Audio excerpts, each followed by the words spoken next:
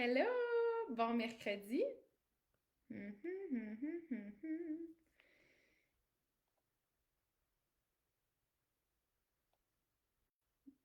Yeah, je crois que je suis en live, ça marche! Hello, la gang! Les belles âmes de la société alpha. Je m'excuse, j'ai eu un bug, j'ai eu un message en même temps. Bug de cerveau. Bon matin, j'espère que vous avez bien dormi. Pour ma part, cette nuit, j'ai travaillé dans mon sommeil. Oui, oui. J'ai écrit à mon équipe de pub ce matin, j'étais comme, ça vous arrive-tu, vous aussi, de travailler dans votre sommeil? Mais genre, legit, là.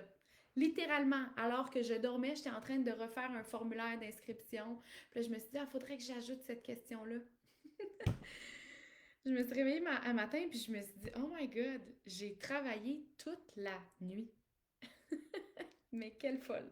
Il y a des phases comme ça. Il y a des phases comme ça. On va pas dire mais quelle folle, on va dire mais quelle passionnée. Mais quelle femme passionnée qu'elle est. Salut! Salut tout le monde, je vous laisse le temps de vous connecter. Si t'es là en live avec moi, laisse-moi savoir, fais-moi un petit coucou en commentaire. Salut Val, bon matin, je vois des petits yeux. Salut Marie, bienvenue sur le live. Hello, hello Justine. Yes! Puis c'était là en rediffusion, j'adore aussi vous lire, voir que vous êtes passé par ici pour rendre ça encore plus humain à l'ère de l'IA et de l'intelligence artificielle et toute la technologie. C'est toujours bon de connecter, même à travers l'écran, en tant qu'humain. Donc, voilà, j'ai gardé les commentaires ouverts à côté de moi pour aujourd'hui. Donc, mon sujet de live aujourd'hui, live spontané qui n'était pas nécessairement annoncé pour cette semaine, quoique peut-être j'en ai lancé une petite craque hier. Mais je suis là en fait pour vous parler cœur à cœur, pas comme thérapeute, mais vraiment comme humaine qui a marché ce chemin, qui a marché ce chemin de la guérison. Et là, vous allez voir, quand je parle de la guérison, mon ton vient encore plus grave, encore plus ground et encore plus lent. Parce que pour moi, ça a été ça, mon chemin de guérison. Ça a été d'apprendre à ralentir puis de me sentir en sécurité de le faire. Ça a été d'apprendre à me ressentir puis d'être en sécurité de le faire. Ça a été de comprendre que ralentir puis trouver ma paix n'égalait pas sacrifier ma performance. Pas du tout, en fait. Au contraire, j'ai connecté avec encore plus d'ambition, encore plus de grande vision, encore plus d'alignement. J'ai attiré les bonnes personnes à moi. Bref, on récolte de ce chemin de guérison et c'est entre autres, parmi les points que je vais exprimer aujourd'hui, mais ce live-là aujourd'hui est vraiment pour vous exprimer ce que j'aurais aimé qu'on me dise. J'aurais aimé qu'on me dise ces choses-là avant que je me lance dans ma propre guérison. Alors, la première chose que j'ai envie de vous exprimer et que j'aurais aimé qu'on me dise avant d'entamer mon chemin et qui peut-être va vous faire du bien d'entendre, euh, c'est que la guérison, c'est pas un projet à réussir. Et là, il y a plusieurs de mes clients à qui ça va parler aujourd'hui, ce que je vais vous dire, parce que c'est toujours des bons rappels. C'est toujours en tant qu'alpha, en tant qu'humain performant, on tombe souvent dans ce piège-là que ben, tout ce qu'on entame, on doit le réussir. Donc, si on entame un projet de guérison intérieure, un projet de transformation, c'est un projet à réussir. OK? Si tu croyais que tu allais régler tes blessures, t'es pas à la bonne place. Si tu veux cocher une case, atteindre une paix qui est durable, t'es pas à la bonne place. Ta paix va souvent te quitter. Par contre, tu vas être capable de la retrouver. La guérison, c'est un mouvement. La guérison, c'est pas un objectif. Parce que si tu t'arrêtes juste à l'idée que la guérison, c'est un objectif, je vous annonce qu'on ne guérit jamais véritablement entièrement parce qu'on guérit jusqu'à notre mort et même plus loin encore parce que pour moi, dans mes croyances à moi, je crois à la réincarnation.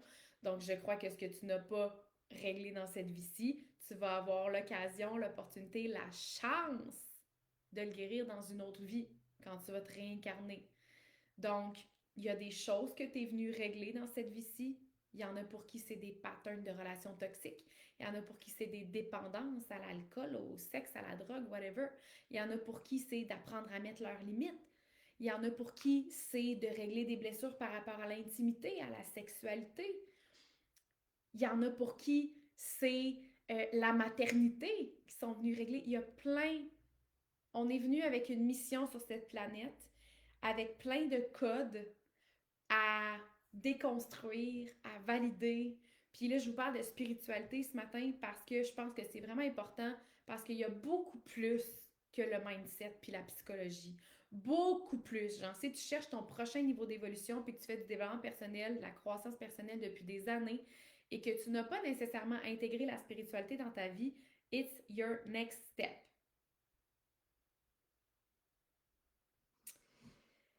Alors, salut Steph!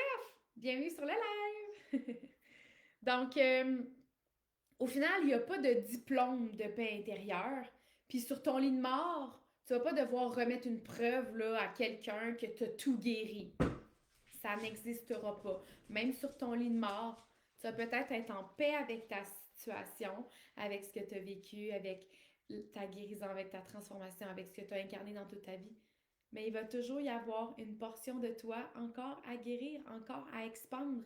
Parce que rendu à un prochain niveau, on réalise d'autres choses. Puis là, on a envie d'y aller. Puis on réalise d'autres choses. Puis on a envie d'y aller. C'est infini l'expansion et c'est ça qui est beau, c'est ça qui est magique pour les gens qui ont soif d'évolution. Vous êtes à la bonne place. Donc, il n'y a pas de diplôme de paix intérieure, il y a juste des couches qu'on traverse avec de plus en plus de douceur. Ça mérite une gorgée.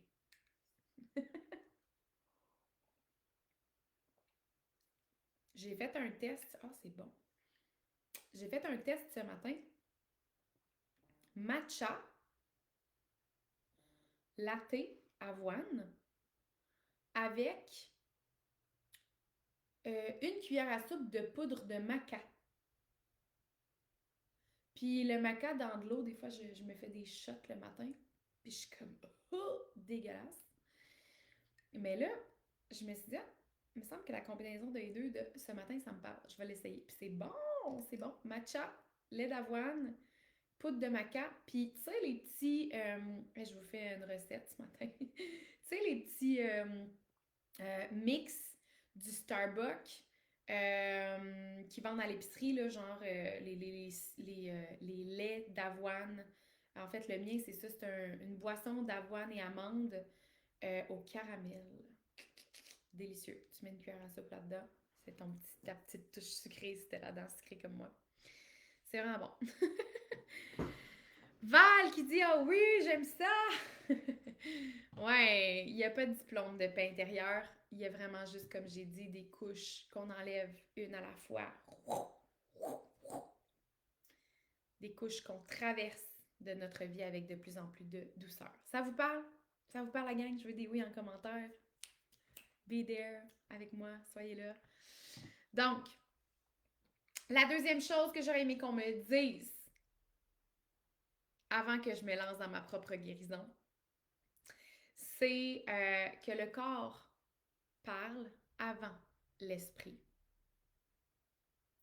Vous vous rappelez de l'anecdote que j'ai contée hier? Si tu n'as pas écouté le live de hier, va l'écouter. C'est vraiment important.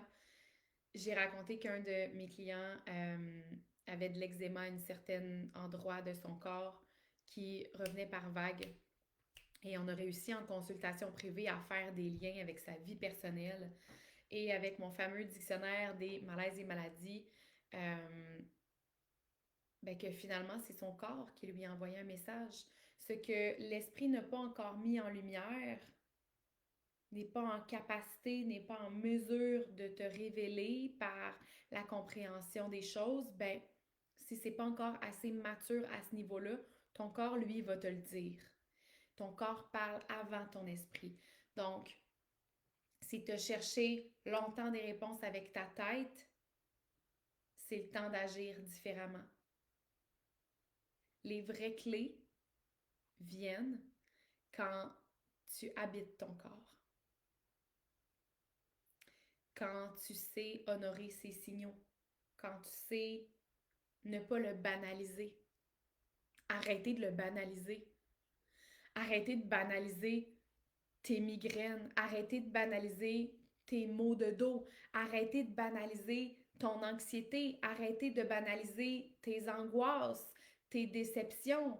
Arrêtez de banaliser tout dans ta vie. Arrête de te banaliser et comprends le langage de ton corps. Comprends ce qu'il a à te dire. Entends-le enfin une fois pour toutes. Honore ce qu'il a à te dire.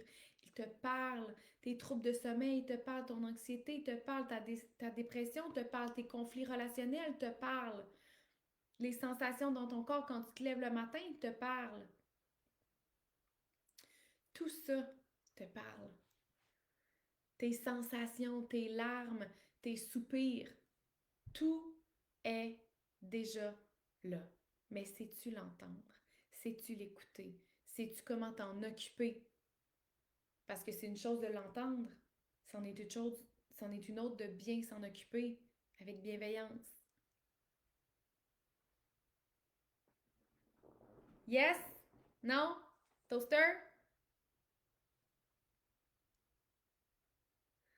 Oui, je vois Val qui a tagué Alexandra dans le live. N'hésitez pas si ces paroles vibrent avec vous, c'est que certainement peuvent vibrer avec d'autres personnes. Donc, je vous invite à partager l'épisode, la capsule. Euh, La troisième chose que j'aurais aimé qu'on me dise avant de commencer ma guérison, c'est que la vulnérabilité, c'est un chemin de puissance. C'est un chemin de puissance. Et c'est c'est cette croyance qui me disait, tu sais, la vulnérabilité, c'est pour les faibles, puis la vulnérabilité, c'est dangereux, puis c'est menaçant pour moi.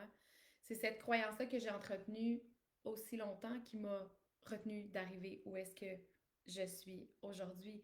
J'ai commencé mon chemin de guérison, j'avais 23 ans, j'aurais pu le commencer bien avant si j'avais pas entretenu cette croyance que la vulnérabilité, c'est pour les faibles. Mais comme j'ai grandi avec une famille, dans une famille où on n'exprimait pas les émotions, ou quand on les exprimait dans la colère, dans l'agressivité, dans la non-maîtrise. Euh, pour moi, les émotions, c'était dangereux. Pour moi, les émotions, c'était on va pas là. D'un, ça sert à rien. De deux, si on y va, ça fait du mal. De trois, bref, pour plein de raisons, j'ai entretenu la croyance pendant vraiment longtemps que la vulnérabilité, c'était pas beau, c'était pas bon, c'était pas à mon service. Donc, on n'y va pas. On va pas dans ce chemin-là. Puis, pour finalement comprendre dans ce chemin de guérison que ma reconnexion avec mon corps, ma reconnexion avec mes émotions, ma reconnexion avec moi, de me découvrir dans toute mon entièreté, pas juste dans ce qu'il y a ici dans ma tête, mais ce qu'il y a ici dans mon cœur, ce qu'il y a ici dans mon corps, ce que mon corps me dit quotidiennement, parce que oui, mon corps me parle. Euh, ben, j'ai oublié mon filon. J'ai oublié mon filon, mais j'ai compris que finalement, dans ce chemin de guérison, euh, la vulnérabilité, c'est mon plus grand allié de transformation. Parce qu'à chaque fois où j'ose aller là, il y a des belles révélations aujourd'hui. Peut-être que quand tu étais petit, petite, quand tu allais là, dans ta vulnérabilité, peut-être que c'était réellement une menace. Parce que tout ce qu'on désire quand on est petit, puis qu'on est dépendant de nos parents, on est dépendant de l'amour, on est dépendant de la sécurité. Les deux seules choses qu'on veut le plus au monde quand on est petit, c'est la sécurité et l'amour. Puis si je me rends compte que quand j'agis d'une certaine façon, je perds ton amour ou je me sens pas en sécurité, ben je vais plus y aller parce que je dépends de ton amour puis de ta sécurité. Donc beaucoup, en fait, j'ai envie de dire 100% de la population. 99 peut-être, OK? Il y a peut-être 1% des gens qui ont reçu cette bonne réponse, que les émotions sont valides et qui ont été bien régulées et qui ont fait des humains bien équilibrés, qui vivent leurs émotions sainement, sans trop aller dans l'extrême, puis sans trop refouler. Sainement, dans le centre, dans le X, dans l'équilibre, dans l'harmonie, dans l'homéostasie. Donc, si tu as peur d'être faible, je t'invite à ouvrir des nouvelles portes. Parce que c'est dans ta vulnérabilité que tu vas rencontrer ta vraie solidité. Ça mérite une autre gorgée. Ça vous parle? Êtes-vous avec moi, la gang?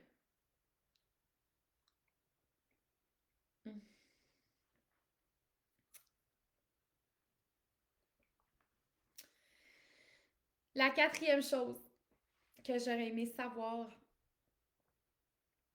avant d'entamer ma guérison, c'est que t'as pas besoin d'avoir pire pour mériter d'être accompagné. Il y a eu longtemps dans ma vie, puis même une fois que j'avais entamé mon processus de guérison, d'ailleurs, c'est ce qui m'emmène à vous le partager, il y a eu longtemps que j'ai pensé que j'avais pas ma place en thérapie. J'avais pas ma place dans, ma, dans la salle de formation que j'avais choisie à l'époque, ma formation de thérapeute en relation d'aide. On avait comme un 3 ans d'études sur nous-mêmes, 3 ans de psychothérapie un petit peu avant de faire nos stages. Puis j'entendais les histoires des autres, puis je me disais, oh mon Dieu, j'ai donc bien rien vécu comparé à eux. C'est donc bien si banal que ça, mon histoire, comparé à eux. J'ai pas d'affaires ici. Il y a des gens qui se sont fait agresser, battus, abandonnés, name it. Puis moi, je suis là avec mes petits caprices de... Je me suis sentie abandonnée par mon père qui est riche, puis qui a jamais... Ben, il est pas riche, mais on a tout le temps été dans le confort. Mais je veux dire, il y a eu un long moment dans ma phase de guérison où est-ce que je me suis méprisée moi-même d'être en thérapie parce que j'invalidais l'importance de mes blessures. Parce que je vais vous dire une chose, là, puis retenez vraiment ça, c'est super important. Il n'y a aucune blessure plus importante qu'une autre.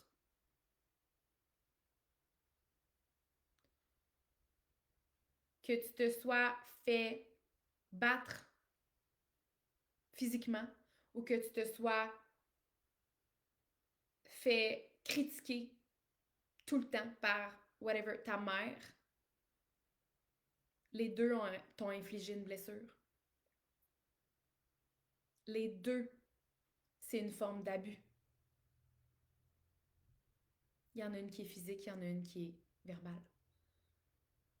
C'est juste que dans notre société, on a tendance à...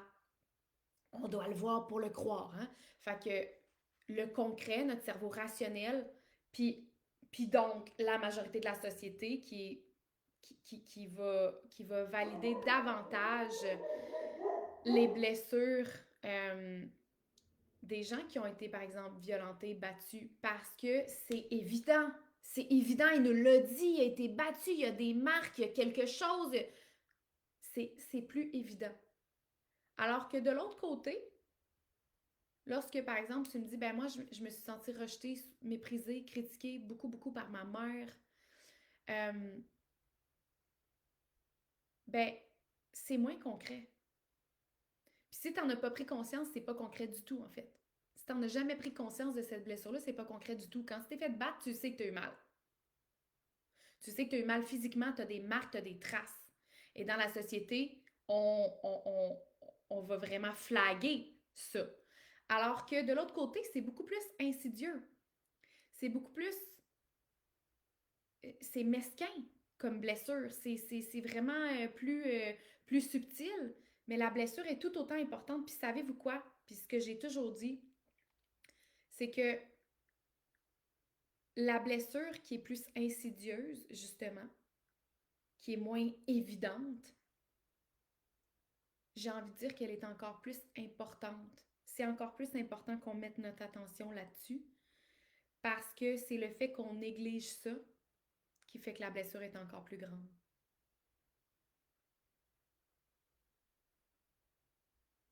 Ça mérite une autre gorgée.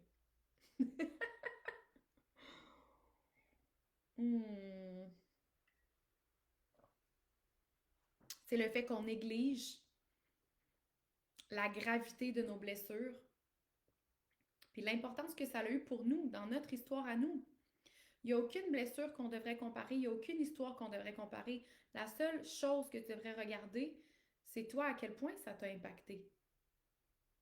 Sans comparer avec personne d'autre.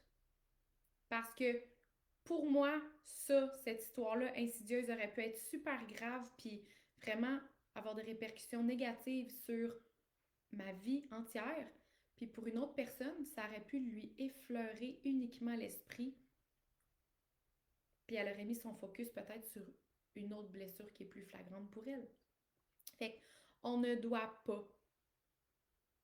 doit pas comparer notre histoire avec les autres et t'as pas besoin, pour revenir à mon point, t'as pas besoin d'avoir vécu pire pour mériter d'être accompagné. Et c'est ce que je me suis permise en cours de route dans ma guérison, de me dire, OK, non, t'as pas été violé, t'as pas été abandonné, t'as pas été battu. Par contre, c'est pas parce que c'était pas grave que c'était pas important.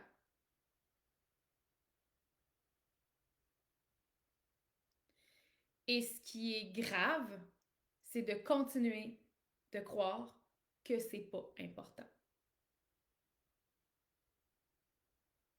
Tu mérites le bonheur, tu mérites la paix, tu mérites la confiance, tu mérites l'harmonie, tu mérites le calme, tu mérites un système nerveux régulé, tu mérites des relations harmonieuses, tu mérites la joie, tu mérites tout ça. Puis si tu t'en sens loin, ben tu mérites de faire le processus de guérison pour y arriver. Puis t'as pas besoin d'avoir vécu pire pour mériter ça. T'as pas à minimiser ce que tu vis. Si t'as cru que c'était pas si grave, reviens à toi. Reviens à toi, reviens à ton corps, reviens à ton cœur, reviens à ton système nerveux. Ils ont besoin de soutien, même si ça n'avait pas l'air spectaculaire.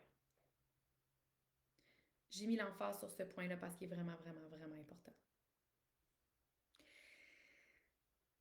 Stéphanie qui dit: Imaginez l'odeur de mon gros bouquet de lilas et le goût d'un café frais moulu en écoutant Chloé. Bon matin! C'est drôle ça. J'adore, love it. Cheers, Steph. Cheers. Euh,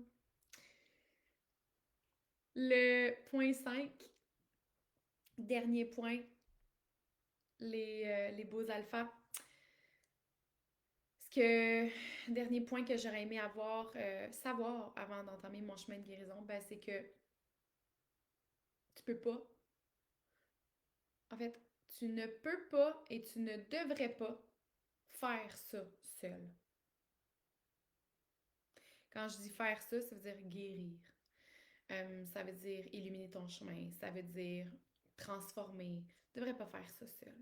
Puis peut-être que tu as ce pattern-là de vouloir faire tout toute seule parce que, encore là, c'est relié à un de nos points d'aujourd'hui, la vulnérabilité. La vulnérabilité, si je demande de l'aide, c'est vulnérable. Et si je suis vulnérable, ben, je suis menacée, je suis faible, ça n'a pas sa place, blablabla. Donc, je préfère faire ça toute seule, comme une grande fille.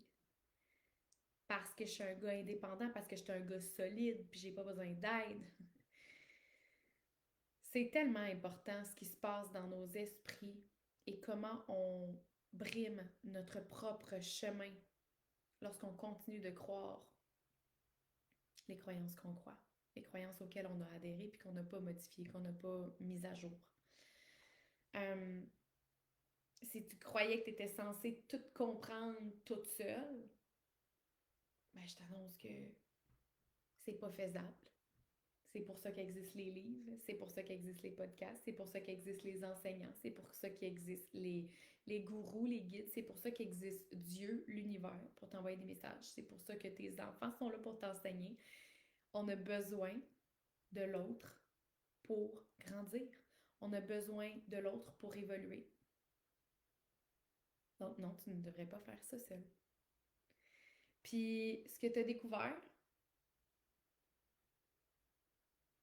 en fait, ce que j'ai découvert grâce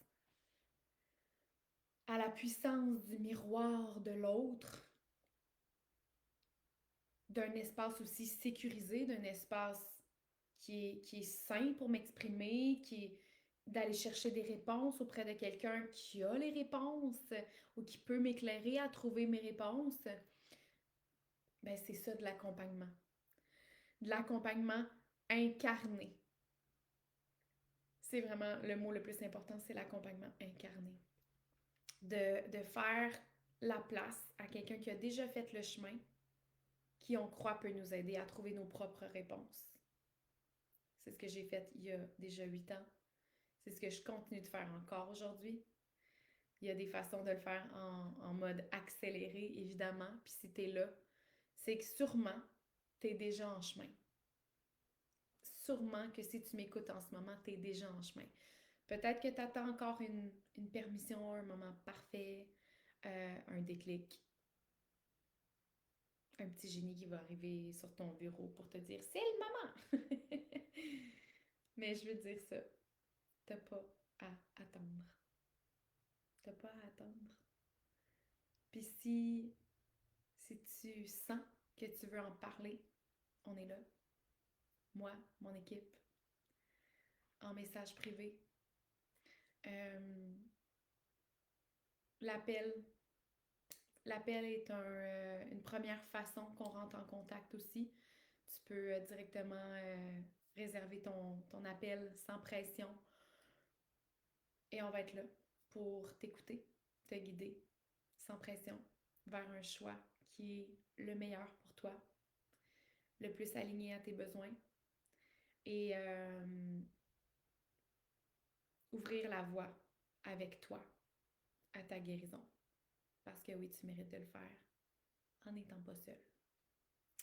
Donc, vous savez, les portes sont ouvertes de la méthode Heal. Les inscriptions se terminent le 16 juin. On commence en gang, tout le monde ensemble, et on s'en va à la ligne d'arrivée, notre ligne d'arrivée qu'on est destiné à vivre dans cette vie-ci.